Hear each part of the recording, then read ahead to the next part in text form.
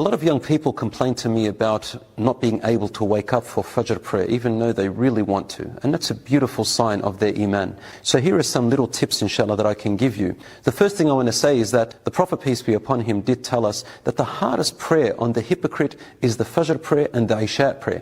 Because obviously you feel very lazy and lethargic, and a hypocrite doesn't really want to do it unless people are watching him. So brothers and sisters, one of the first things I want you to think about is this. Before you go to sleep, try and go to sleep early. Secondly, try to put all those devices away, the blue light and the screens that you look at.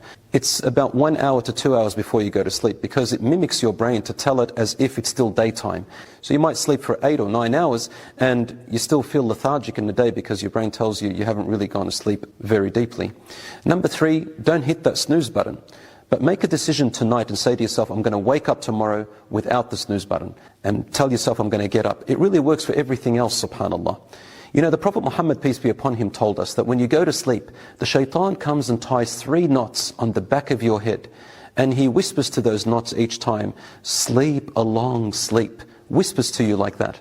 The Prophet, peace be upon him, said, when you wake up and you mention Allah, you make dhikr such as Ashhadu an la ilaha illallah or Asbahna wa asbah al-mulku lillah, the morning dua, he said 1 knot is untied. Then when you make wudu, the 2nd knot is untied. And when you pray Fajr, your 3rd knot is untied. Then he said something interesting.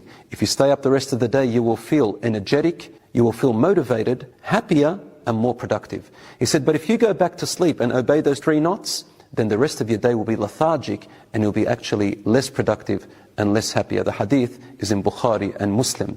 And Allah subhanahu wa ta'ala told us something so motivating about Salat al-Fajr. He said, Inna Qur'an al-Fajr kana mashhooda. In Surah Al-Isra, verse 72, Allah says, indeed, the worship of the Fajr time is witnessed. Witnessed by guess who?